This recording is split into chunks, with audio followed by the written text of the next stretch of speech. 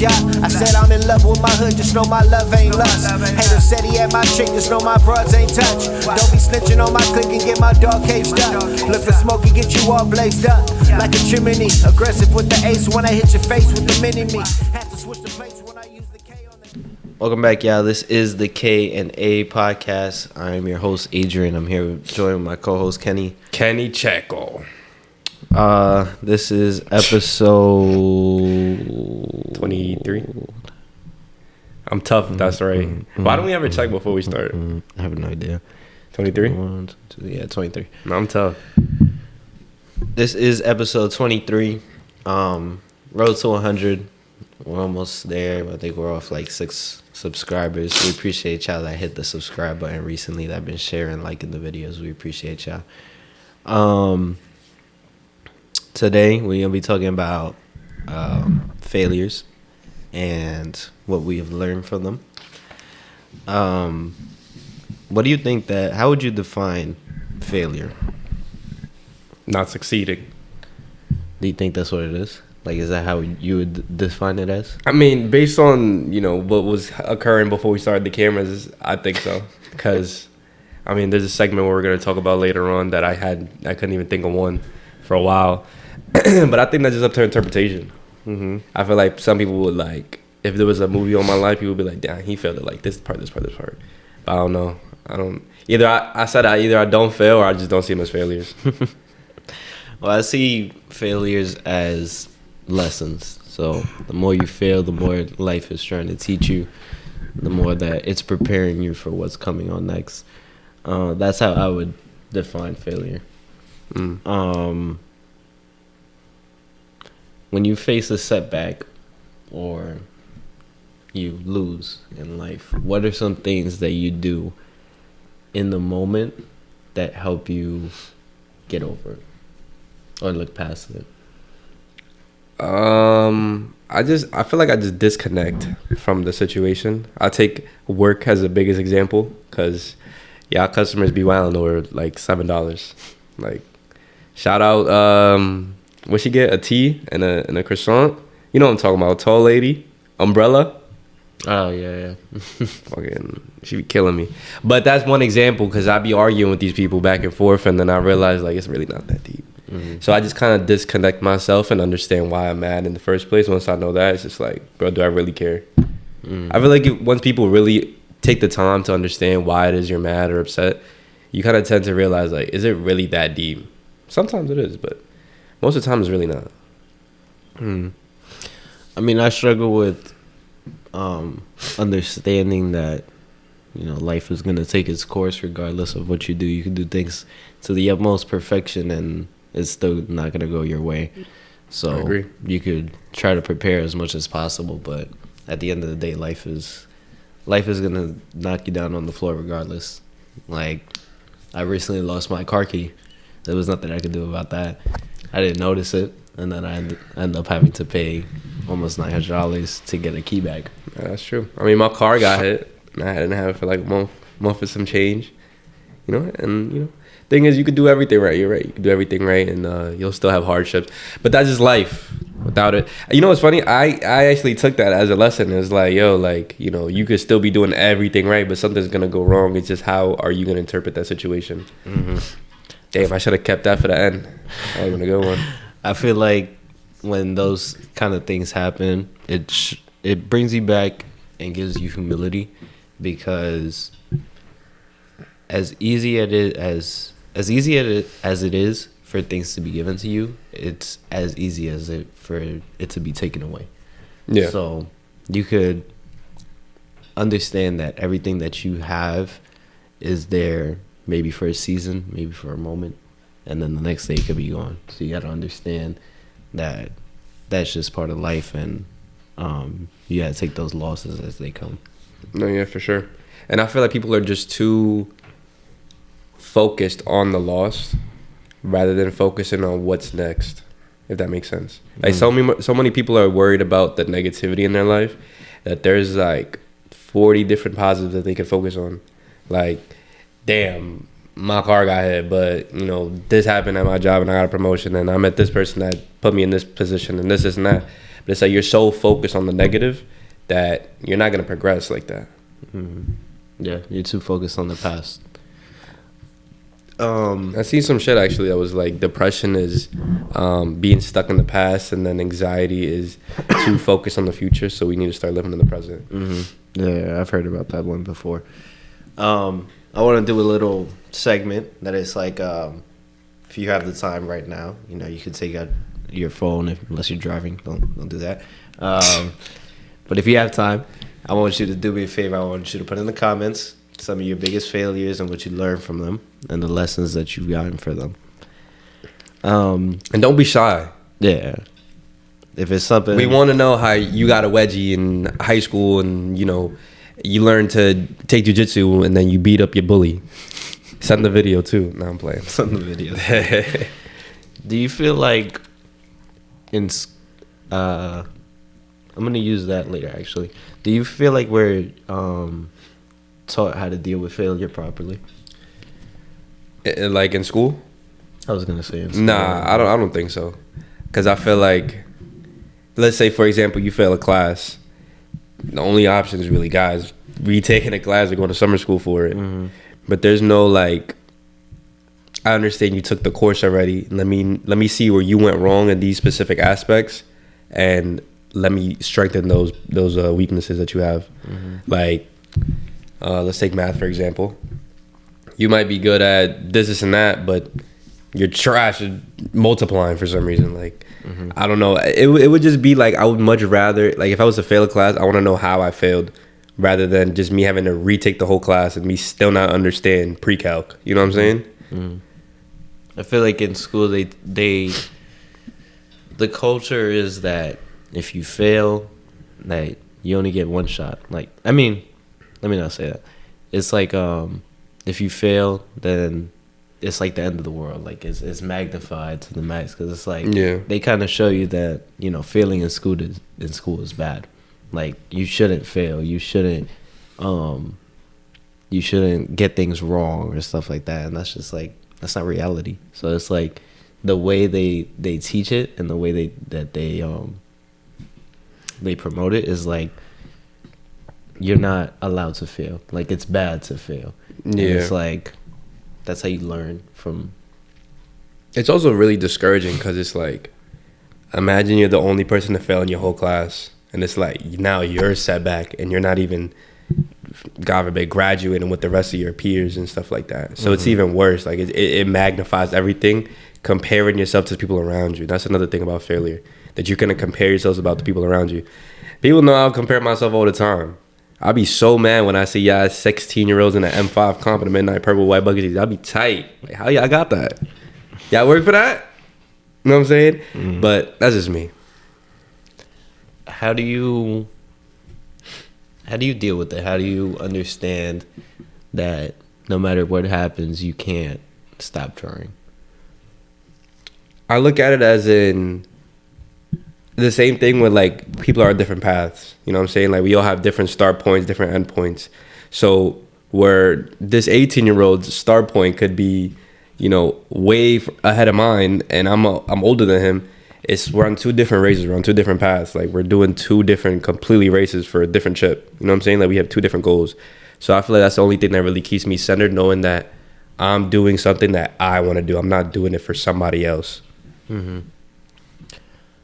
I feel like the way that I try to go about it is understand that if you never give up, you can never fail. So if you're always trying, if you're always trying to give 100% into what it is that you're doing, then you've never failed because you never quit doing it. I feel like the only time you fail is when you quit doing it. That's a bar. Put that in the song. But yeah, that's what keeps me going. Like, understand that if you keep trying and you keep giving 110% every time that you do it, then there's no way that you could fail. So I know you're not going to go into them now, but would you say that the stories later on we're going to talk about are the moments that you gave up? Yeah, and the second one, yeah. Yeah. Okay. Yeah. I had a question here that was like, how does the school system trick you to believe that failure is bad? One thing about school is I feel like the grades you're getting are just like, to me, they don't make a lot of sense because through college, at least, I got good grades and I didn't learn shit. Granted, it was COVID. So it was like, you know, I was doing what I was doing during COVID, and, you know, online classes made it a little easier to pass stuff. But a lot of the times it's just, I don't know, they just make it seem as if it's an end all be all. Like, you have to be perfect or you're just not going to be viewed the same as someone who graduated in your same class. Same thing with like anything really. Like, imagine someone drafted in the first round is doing worse than someone drafted in the third round or the last pick. Like, Bronny, you're fucking trash. I'm sorry. Chill. He gets me so mad, bro. What you mean, bro? Dude's like 19, bro. Bro, I don't care, bro. I'm going to look back at this in like 3 years, and you better be the best player on the planet. Because if not, I got to join the A bus, yeah. You know what I'm saying? Part of the problem. I am part of the problem. But it's like, granted, we got high hopes for you because, like, you LeBron's kid. But, like, still, I'm still tight. But at the end of the day, he's on his own path. Same thing with, I take the example of the Ball brothers, how all of them aren't in the NBA. But I saw an interview recently where he was still talking about how he gets a bunch of offers overseas. Oh, yeah. But he's not. Turns it down, yeah. Yeah, he turns them down because he's not done trying to at least get into the G League so that he can go into the A. So, like, you know, I think you asked me about school and then I deviated all the way to basketball. I don't even know how I got here. I apologize. The thing was, how does the school system trick you to believe failure is bad? Oh yeah, I feel like it's just the leaving behind. The aspect of mentally seeing yourself being left behind. I think that's the problem. I don't think they do it purposefully, but I think it's just the environment that you're in that makes you feel like you're getting left behind. Do you feel like we're taught how to deal with failure? Like, either from school or from our parents or stuff like that. Do you think they properly teach you how to deal with failure? I don't. I feel like a lot of the things that I learned were like pretty much self-taught. Like, I had to experience it to really understand it. I don't think I ever was like pulled aside and was like, listen, if you fail, just keep going forward. It's like, you could be told that, but are you really going to listen? I feel like I would have, yeah. Because a lot of the times if you don't hear it, sometimes you may not know. So it's like, I don't feel like I was taught how to deal with failure. So it's like, when it does happen, a lot of the times it kind of like consumes me a little bit because I feel like I don't know how to properly deal with it. But and I feel like that's something that I'm struggling to understand now, is how to properly deal with failure and understand that, you know, it's part of life, and you just got to take the good with the bad. There's no light without dark. And you just got to keep pushing. But you feel like you don't feel like you learned that through your own experiences rather than someone just telling you? No, I feel like you do, but sometimes if, you know, you're not taught, like, you know, like certain things happen and this is how it goes, you may be too focused on the moment and you're too centered in on it, and then as life starts to pass you by, you're just very focused on that one thing that happened to you, that you're not looking towards what's going on in the future. I don't know. I think I disagree. Only because I feel like you can't really understand. Like, someone could tell, for example, I feel like, take the mental health episode we took. Like, I understood what my lady was saying, but I couldn't sympathize because I don't know how to experience those types of things, if that makes sense. Like, some things could translate, but I can't experience it, so I don't fully understand. So it's the same thing with failure, where I'm like, you could tell me to keep pushing forward, and I'll probably be like, yeah, I'll keep pushing forward. But when push comes to shove, when I do fail, am I really going to be thinking like, damn, I should just keep pushing forward? I feel like I have to fail to understand how I'm feeling, to know what it is that's going to make me want to keep pushing forward. You know what I'm saying? Like, yeah, they can lay the groundwork and everything, but I feel like I have to build upon that to really understand myself as a person. Now we're going to open up with personal stories of failure and how lessons you learned from it, what you did with what you did in the moment, how you progress forward. So mine was when I was in high school. I want to say junior year it was a junior. I was a junior going into senior year, and I had gotten my first job in the summer, and I was working like crazy, son. Like doing 60 hours a week, 70 hours a week. Damn. But it was because that was the first time that I ever gotten a paycheck, so I became obsessed with it. I was like, yo, like I got $300 a week. Like I'm Gucci. Like if I work 70 no. I'm about to say. That was in the beginning when I was doing 20 hours. 20 hours, I was getting paid like $300. I'm like, damn, son. I was getting tips every night. So I'm like, yo, like I could fake stack a lot of bread. And when I'm done with this job, because it was only open in the summer and then they closed in the winter. So I was like, if I save enough, you know, I could put it to something that I would want to do in the winter until they open back up again, and then I could go back. Yeah.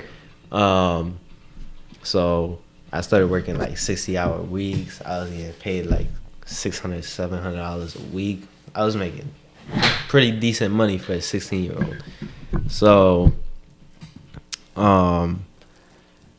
I had worked for I think about 4 months, and I had saved, I want to say $5,000 in those 4 months. I took $700 or $800, and I bought the iPhone X, the 10, and the red they had. Everybody had The red one. I bought that. Then I bought like 2 or 3 sneakers for myself, and I was like, all right, cool, perfect. I ended up having like $4,500. Maybe I spent it on food, stuff like that. So I had $4,500 left, and I was like, all right, cool. So I started getting into reselling sneakers. So I started buying sneakers that would drop, selling them on Go, and I was doing pretty good. And then my uncle even sent me a couple pairs to help me get started so that I could sell them, take the profit from those sneakers, and put them to retail sneakers that come out and flip those as well. So that's how that started.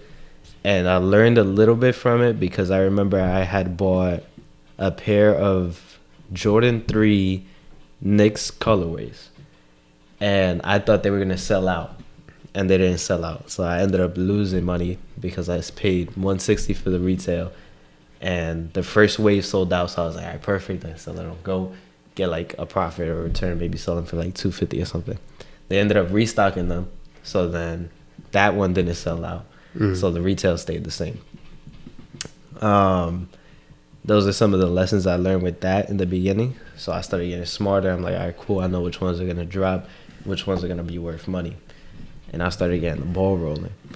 Then one day, my cousin texts me and says, hey, like there's this dude that I know from high school that's selling sneakers. So he had Off-Whites. He had Travis Scott ones. And I was like, yo, like this is perfect. The dude was posting it on his story saying how his mother bought them for him, and she was working like, it was like a sob story, like, oh, like she used to work 2 jobs, so he gave me these sneakers. And then I realized later on in life that it's like those sneakers aren't gonna make me happy or whatever. Yeah. So he was like, so I'm selling them for the low because I just want to get them out. I bought the Travis Scott Air Jordan 1s, and I bought 2 Off-White ones. $600. The other one was I probably paid $15, $16 for both of the Off-Whites, so I would be able to flip them for a profit, regardless of, because even back then, if they were used or not, they were still going for them money. just were like at least a band each. Yeah, OD. So I was like, all right, cool, perfect. I got those 3. I paid upwards $2,700 for around that. And I had finally wrapped up all the boxes. I put them in, I taped them up. I listed them on Go, and the first one sold quick. Like by the end of the week, it was gone. And my seller rating was already high, so that put me on top of a list so that any sneakers that that were being listed, I was at the top of it already. So like if I was to put it, and let's say you started, I would go way ahead of you already. So I sold them, shipped them off.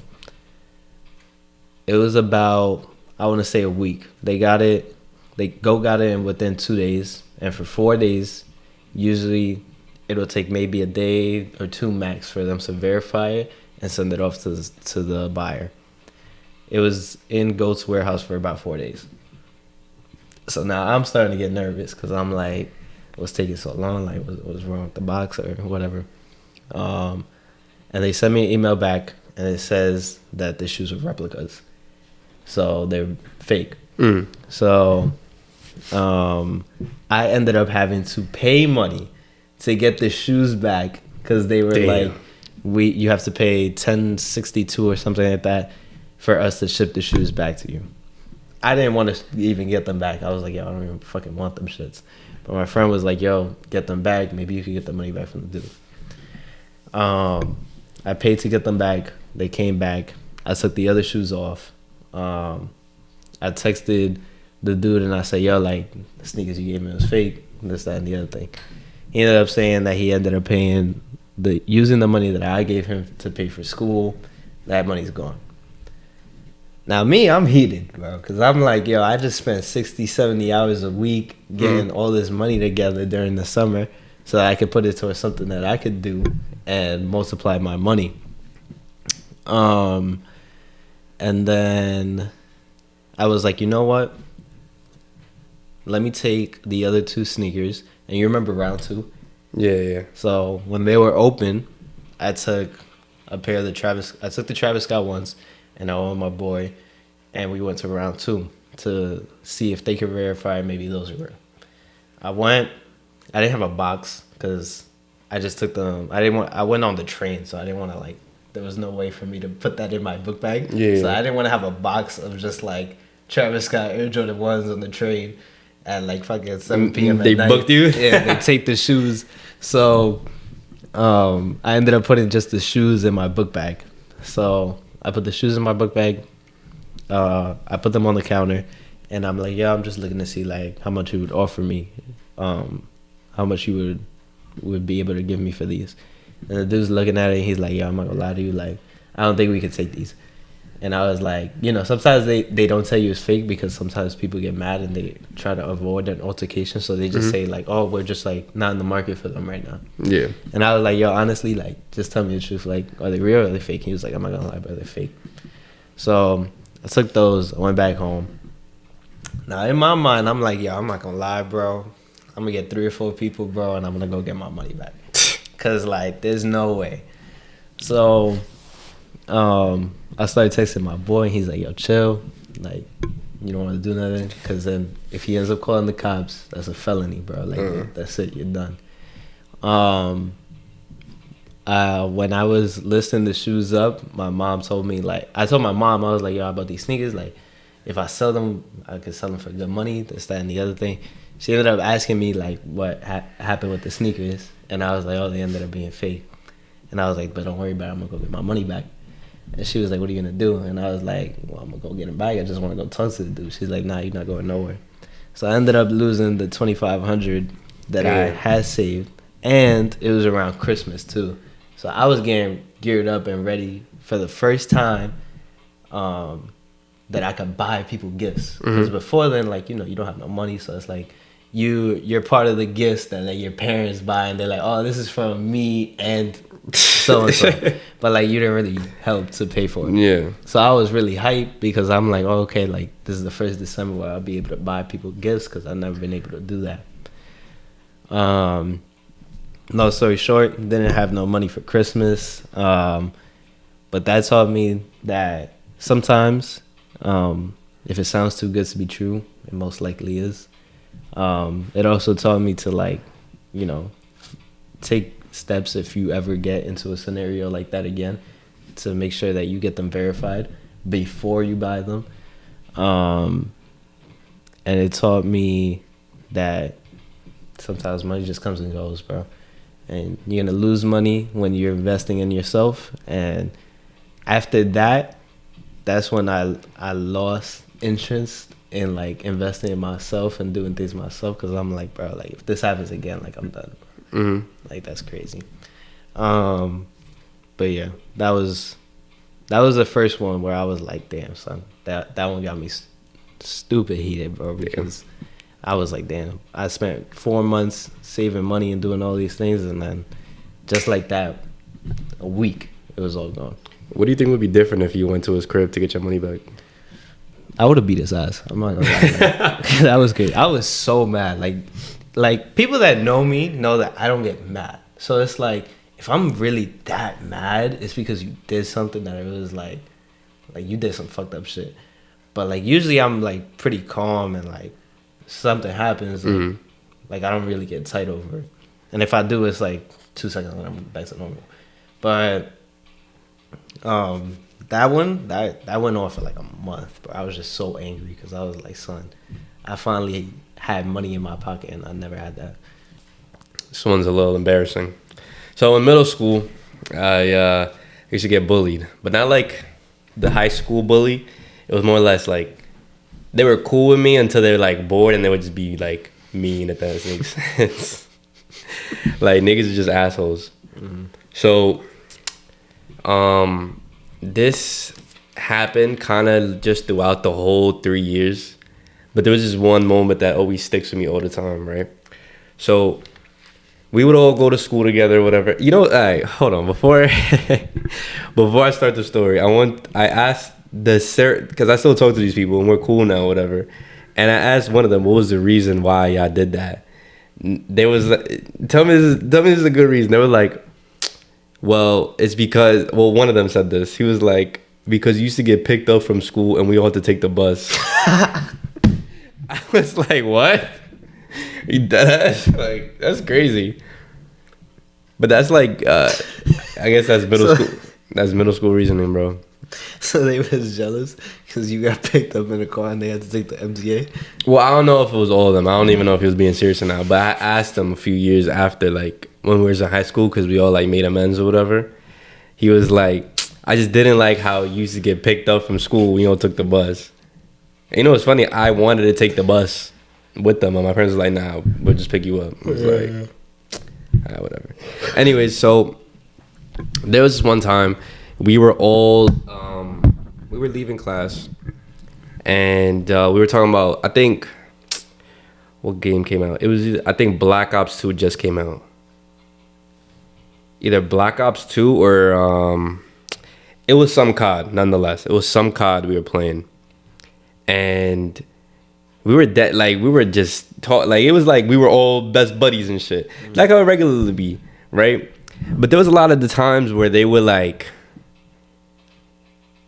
how do I explain? They would like kick me out and then invite me back to then make a joke and then kick me out, and then the next day at school they'll look at me, be like, "Yo, what's going on, bro? Why don't you join back?" It's like on some asshole shit. Like that's just how kids are.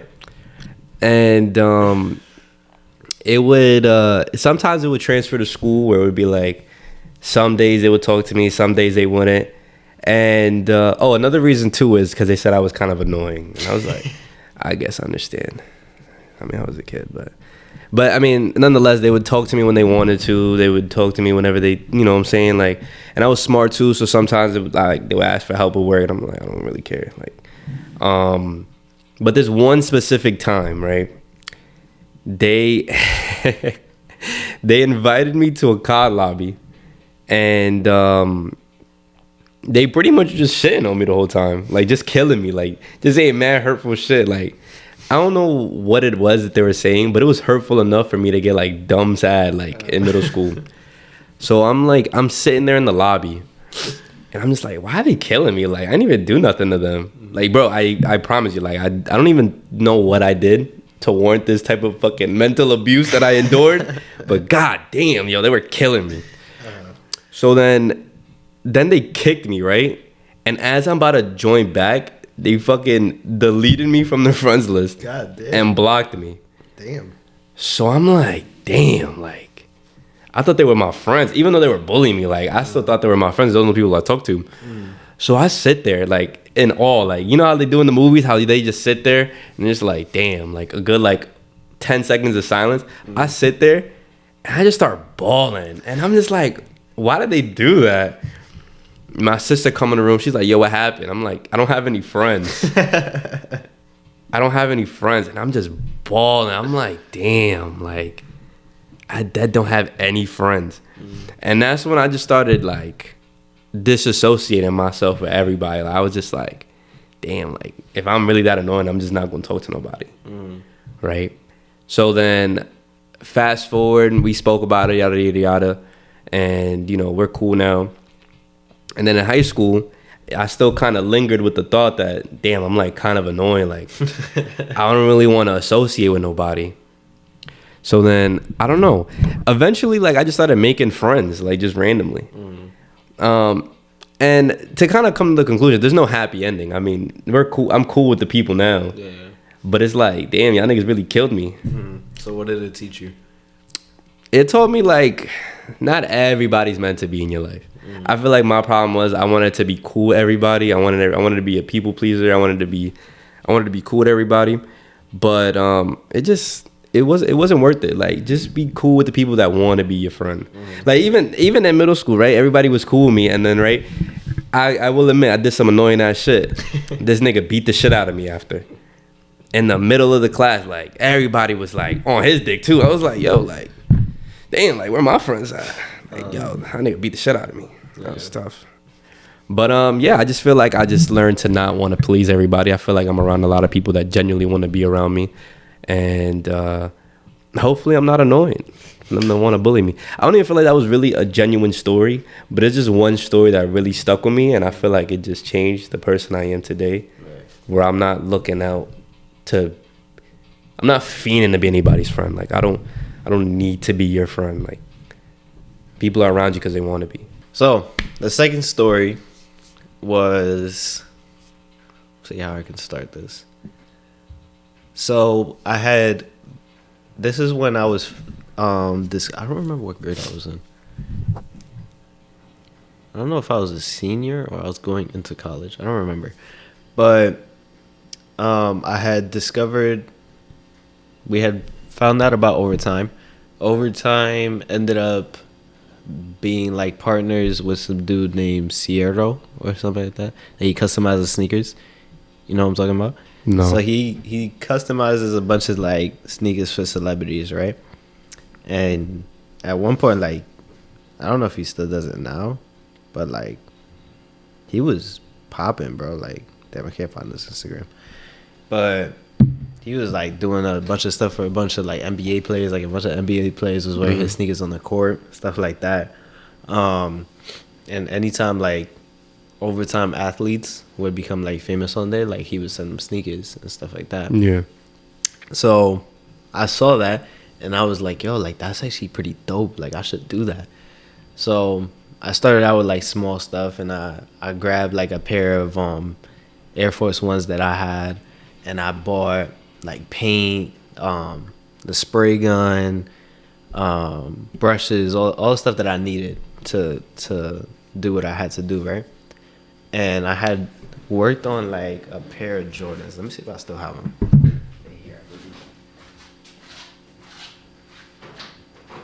Yeah.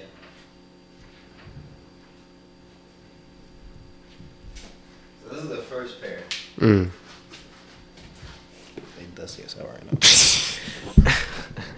I have not one of these shits.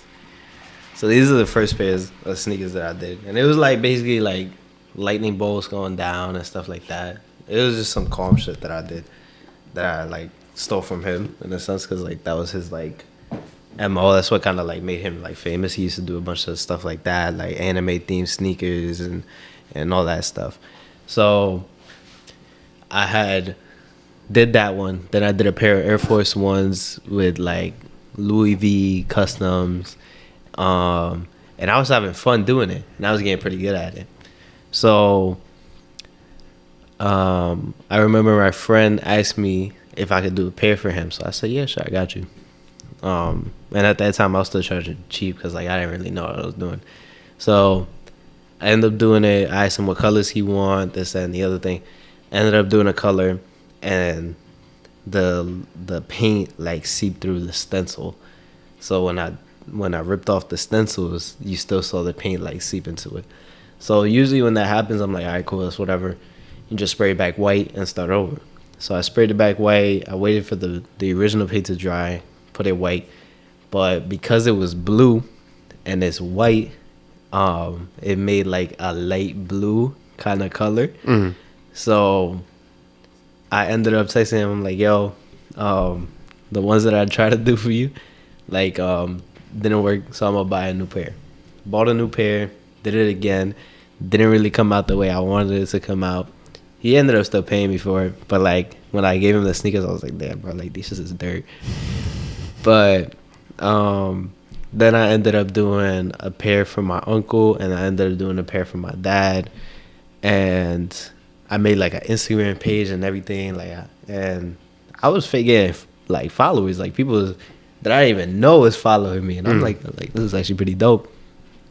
And then I had someone DM me, was like, oh, like, could you make me these? It was like a truck and on like a Air Force One. Yeah. And I was like, yeah, I could do it. I just need to buy like because to do that specific one, I needed to buy like a stencil printer so I could print out that custom image. Yeah. And I could paste it onto the shoe. And for some reason, I kept thinking about the first shoe that I did for my boy. And I saw the DM and I was like, damn, son. I said yes that I would do it. That it would probably be like 170, 180. Dude was like, yeah, like I'll pay you for it. It's fine. I was looking at the printer. The printer was like $300. I think I had like $400 left in my account. So essentially, I would have put damn near like 75% of my money into this printer, and I don't even know if I'm gonna do a good job. Mm-hmm. So when I messed up on the first sneaker, I got discouraged, and I was like, damn, like what if I mess up again? So I didn't instantly do for like a week, and then I was gonna buy the sneakers. I didn't buy them. I ended up erasing the whole page, deleted everything, deleted the Instagram, all that, because I was just, the thought of messing up or failing was like so stuck in my head that I didn't even want to try. Yeah. So because I was so afraid to do it, I was like, you know what, like I'm gonna just delete everything. Like I don't want to do it anymore. And I feel like if I still would have done it at that moment, then maybe now or a little bit before that, I would have been doing like pretty good. I would have had like a side business that like makes me money here and there. Yeah. And that taught me that it's like you can't get discouraged by your own failures, because it's trying to teach you something. Because if you mess up on a sneaker, you know, your instinct is to be like, okay, well, I know what I did wrong the first time. I'm not gonna make the same mistake again. Yeah. But because I didn't know that, and I wasn't really taught that like you make those mistakes and you could just learn from it, that like it discouraged me that I didn't even want to do it anymore. Yeah. So when I erased everything from the pages, I was like, you know what, I'm not even gonna do this anymore, and I just quit. And that's why I said before earlier that if you never stop, if you never stop doing something, if you never quit doing something, then you never really fail, because you never stop trying. So that's why I brought up that point earlier, because that was what was lingering in my mind earlier. I feel like that, you know, before we started recording, I couldn't think of a single story, but I feel like that opened up a whole new story for me. And it was in terms of like photography. So have I told you how I started before? I think yeah, you did. I did? It was your boy that like inspired you. Yeah, I was outside of Cold Stone. It was raining. It was fucking boring. I think it was damn near thunder, and it was on my birthday. Uh-huh. I think it was my 18th birthday. My friend sits me outside. He's like, yo, like, what do you want to do like later on? I'm like, I don't really know. I'm gonna just go to college, figure it out. He was like, yo, like, pick a photography, like, cause we would go on shoots and stuff. It would be me and, you know, some of my friends from high school. And sometimes I'd be like, yo, like, let me hold your camera, like, let me take the pictures, like, let me take a picture of you type shit. He was like, yeah, blah, blah, blah. So he was like, yo, like, pick up a camera, like, you like taking pictures, you like taking them off camera, like, when we go out and stuff like that. So, like, why don't you do it? I'm like, I bet. So I picked up a camera. It took me, like, a good chunk of the year to save up for that, because it's mad bread. mad bread. I mean, at the time it was like 8 something. I'm 18. I have a job that pays me like 120 a week. So, I get the camera, whatever. I'm mad excited. I go do the shoot, with that friend and another friend who was kind of pursuing modeling at the time. So we go do the shoot. I think it comes out pretty good, pretty calm, pretty chill. I go do another. These are all unpaid. I go do another shoot with my other friend. That shit was trash. That shit was trash. I did another shoot with the same person again. Trash. But the thing is, like, they're not really telling me it's trash.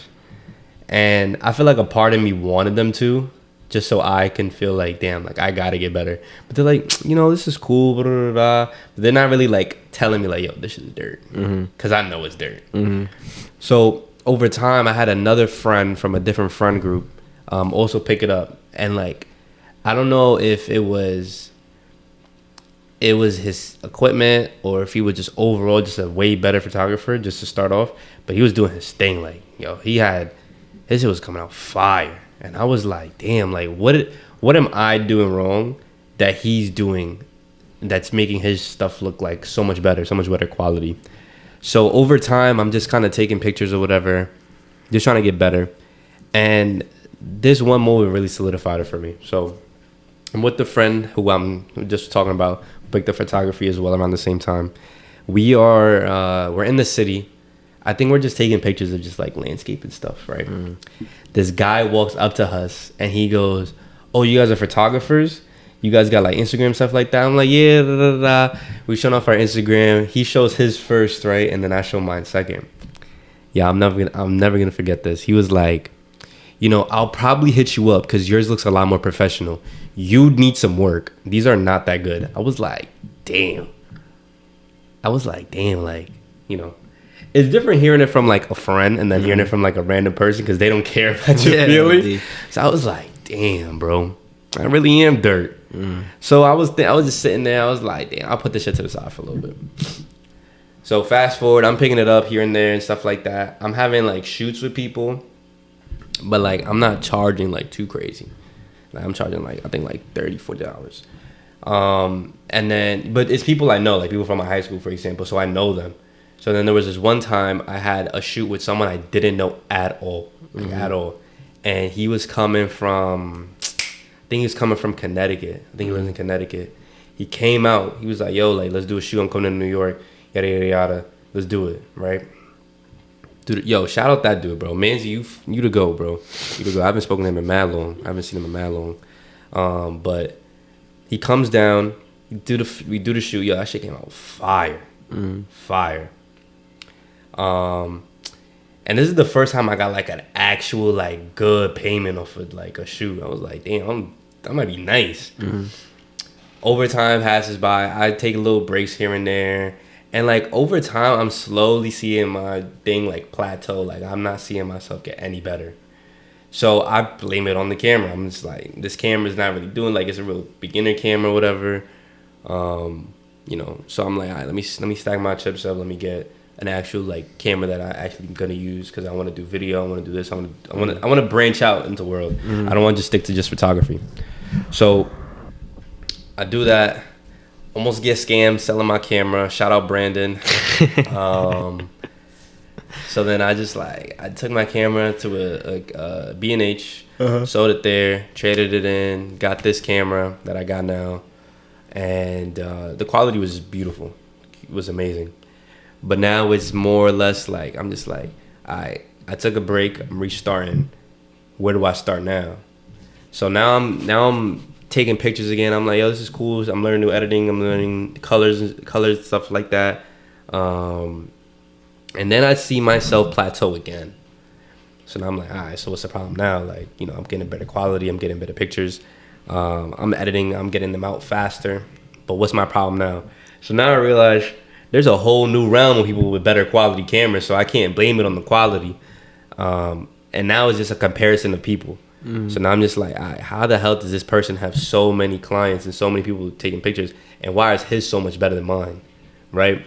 So there was a day I did a shoot with Gio, who was here on the podcast before.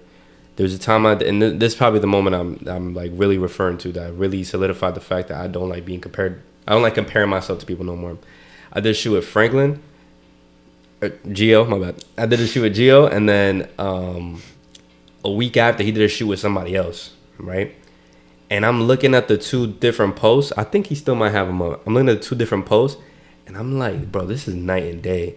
And the thing is, me and the guy he did the shoot with have the exact same camera. So I'm like, damn, like, what is it that I'm doing wrong? So anytime Gio would go out and do a shoot with him, I'd be like, yo, like, take a picture of his equipment. Like, I want to see what he's doing. Like, ask him for his settings and shit like that. So it was one day he was like, I bet. He asked him, and the guy was like, nah, I don't give out those types of settings because I don't need no one copying my shit. You know, I got to make money, yada, yada. And I was like, damn, that is true, though. But, like, I was tight. I was dumb tight. I'm like, yo, like, why you not trying to share the sauce? Because there's people that would hit me up, be like, yo, like, what camera you got, yada, yada, yada. I'm like, yeah, I got this. I do this and that, and you edit on this. But this was the first time I've ever asked, like, somebody for, like, help, and they were like, nah. So I was like, I don't even do this often, and you just shitting on me. Granted, he didn't even know I was the one asking. It was going through somebody else. So I took that moment, and I was like, damn, am I really doing photography for myself, or am I doing photography for everybody else? It was like, I like my pictures, but I like his more, so I want mine to look like his. Instead of, I like photography, so I want to make pictures that I'm proud of. If that makes sense. So I took a time to just stop comparing myself to each person, like, because, you know, I don't expect people to exclusively only take pictures with me, but if I see you take pictures with someone else, I was like, damn, them shits is way better. Like, why are you still booking with me? And I think the point where I stopped caring was when the same guy I was talking about before, the one that came down from Connecticut, came down for like the 3rd time, and he was like, yo, bro, I'm not gonna lie, every time I come back, you get better and better. And I was like, damn, like, I needed to hear that. But at the same time, like, I feel like I equally needed to hear, like, yo, this shit is trash. But no one ever wanted to keep it a buck with me. So I feel like as I progressed over time, I myself had to keep myself in line, keep myself in check. Because if no one's going to tell you, then you got to just do it yourself. So I've learned to, stop comparing myself to people. I've learned to keep myself in check and not seek people's validation or their approval. But I also shouldn't be looking out for people's criticism if they don't want to give it to me. Because a lot of times people don't feel comfortable. Same way where you were like, you went to a sneaker store and they weren't fully comfortable telling you they weren't real. That's because they don't know you and they don't know how you would react. Am I still a little upset that my friends don't always tell me the truth? Kinda, yeah, kinda. Because I feel like I would always keep it a buck. But I mean, it's not in everyone's nature. Like, we're not all the same. So yeah, that was my story. I just learned to stop comparing myself to people. If you genuinely want to do something, just go out and do it. Like, if you genuinely want to pick up the simplest things like the gym, like, bro, I'm 165. I'm going to the gym with people that are like 280 and my same height. Shout out to that comment that said, like, what did he say? He was mad mean. Like, I was like, damn, bro. You know, it's funny. I took that and I went to the gym the next day. Like, I was like, why he talking like that? That was crazy. He was like, this guy's just full bones. He hasn't been in the gym a single day. I was like, damn, like, what's the beef? What's the beef? There was no need for that. But it was just pick something up. Like, if you really want to do it, don't compare yourself to people. Because at the end of the day, I say this all the time, you're on a different path from everybody else. Like, you guys are not in the same race. You guys ain't even on the same track. You guys got 2 different paths, 2 different start lines, 2 different finish lines. Granted, you might see him ahead of you, but his finish line is way ahead of you, and yours is right there. Like, you can literally succeed with like 2 more steps, and you're more worried about the 5 steps you haven't taken. You know what I'm saying? So I asked a bunch of people. Wait, before you start, camera, don't die again, please. I'm sorry I had to just look at, I don't know what the editor's gonna put, but he's gonna put something. Hopefully it's like kind of silly or something. But yeah, I'm sorry you couldn't see our beautiful faces for like 20 minutes? 20, nah, hell no, it's like 10. Oh, really? Maybe like 5 or 6 minutes. Oh, okay. Not too crazy. That's not bad. But yeah, you go ahead. What should I say? So I asked some people like to give me like stories of failures or some people classify it as lessons, but some people don't classify it as failures at all.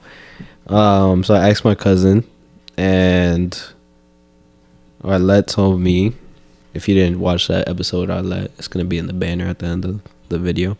Editor, you know what to do. This was her story. So she said, I learned not to rush into a profession because I wanted to get a degree. I felt pressure from my parents to just finish school. I wasn't even doing that well, to be honest. And on top of that, I changed my major so many times that it delayed my graduation date. And they kept asking me when I was going to graduate. So I ended up going into education because it was easy. But it turned out that I really did not like the profession. And it was not indeed easy, thus quitting the DOE. However, I don't actually completely regret it, because when I did choose to pursue education, I also became a Puerto Rican and Latino studies minor, which is where I went my college family that basically helped mold me and helped me survive the rest of the years I had left at Brooklyn College at the time. If I had to choose something different to do in college, it would be something like physical therapy or physical education, something very much related to what I do now. I'm grateful that I have my degrees and that if something were to happen, I could always fall back on it.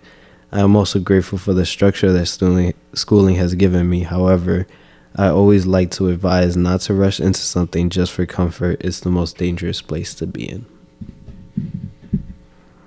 That was a bar. That is a bar. That was really good. I guess so. I always say, my favorite saying is, put your places not uncomfortable.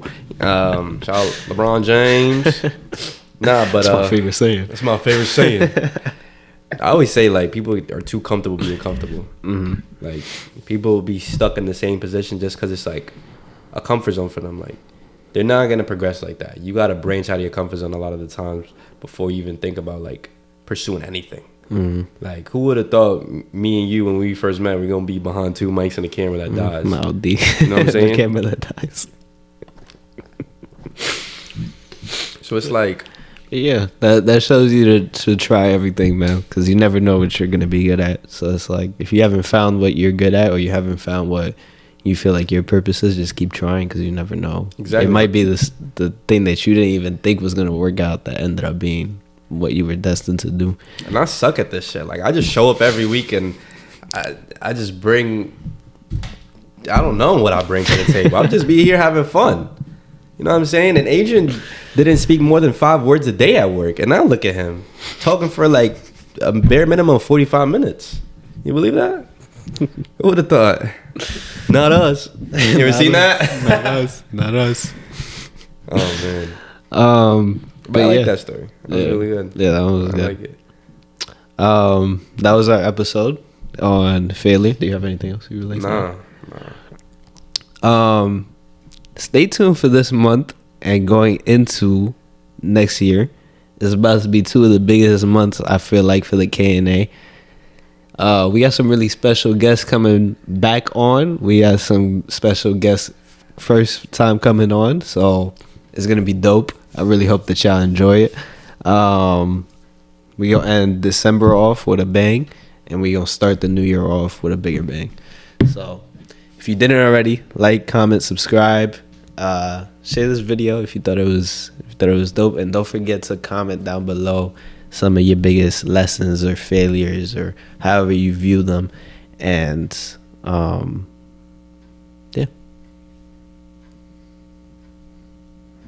All right, bro. Fucking end the recording before this camera dies. Like, it's just ridiculous, bro. Like, imagine, bro, like, I was spitting, like, I don't even be spitting like that.